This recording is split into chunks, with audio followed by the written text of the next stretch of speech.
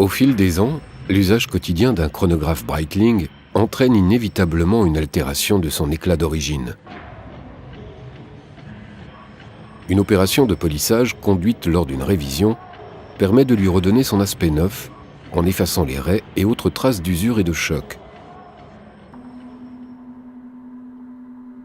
Cette intervention, plus complexe qu'elle n'y paraît, requiert le démontage et la restauration de tous les éléments qui constituent la boîte. Chaque composant doit être traité individuellement. Le respect des formes et des proportions originales est primordial. Il exige non seulement l'expérience et le doigté du polisseur, mais également l'utilisation d'appareils et d'outils spécifiques. Tel ce tour muni d'un disque de feutre enduit d'une pâte légèrement abrasive pour effacer les raies, traces de choc ou d'usure, ou ce lapidaire pour la rectification d'une cheminée abîmée et la restitution de ses angles vifs. Quant à la finition, elle est effectuée à l'aide d'un disque de feutre et d'une toile à polir. Les différents types de pâte à polir permettent l'affinage qui convient. Sur cette carrure, par exemple, la partie supérieure est satinée. Ce satinage est réalisé en 2 étapes successives.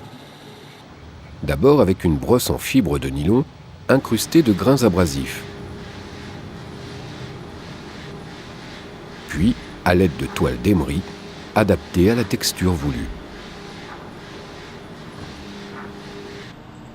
Ici, le fond de ce modèle comporte des inscriptions polies sur une base satinée.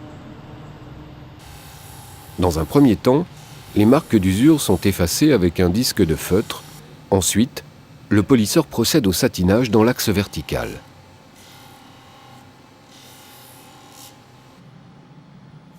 Une laque de protection est déposée sur toute la surface. Après séchage, les inscriptions en relief sont polies en prenant soin de ne pas attaquer la protection appliquée à la partie satinée.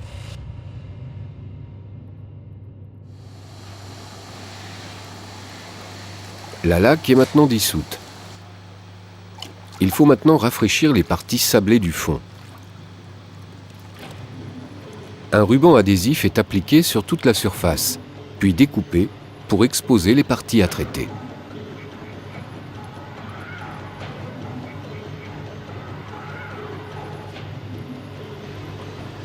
La sableuse projette contre la surface de minuscules billes de silicium dont le diamètre est de l'ordre du 10 millième de millimètre, avec une pression de 4 bars.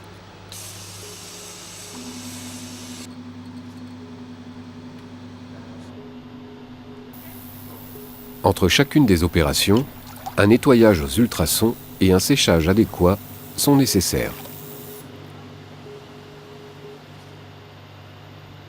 La lunette, quant à elle, comporte une partie extérieure arrondie et polie. Sa restauration s'effectue à l'aide d'un outil particulier, le bobino.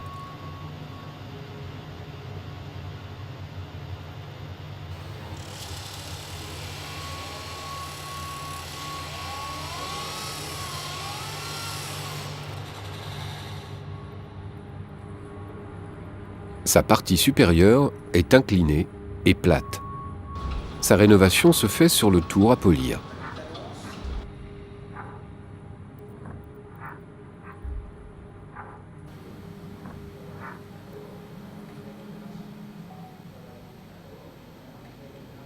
Chaque cavalier comporte 2 parties polies arrondies et une surface plate satinée.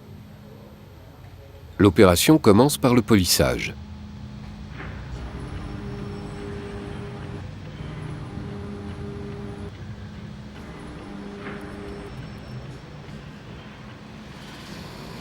Puis, le satinage. Les vis de cavalier et de lunettes sont systématiquement remplacées.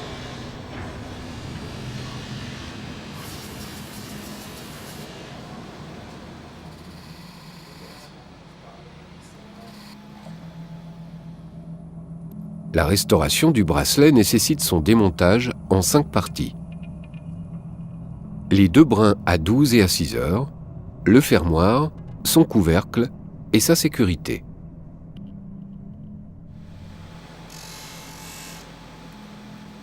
Le polissage du fermoir dépliant se déroule en 2 temps. D'abord à l'aide d'un disque de feutre, puis d'une toile à polir.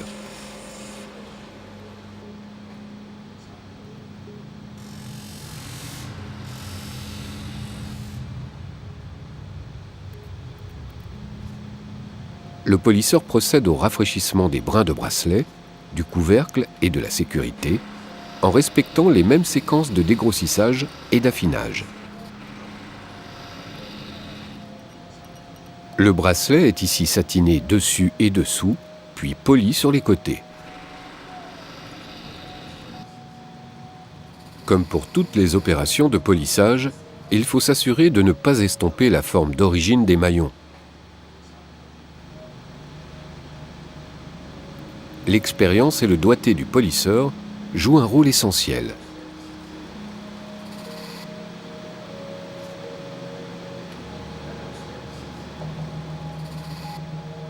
Seul un polissage professionnel permet de retrouver toute la beauté d'un chronographe Breitling, comme au premier jour.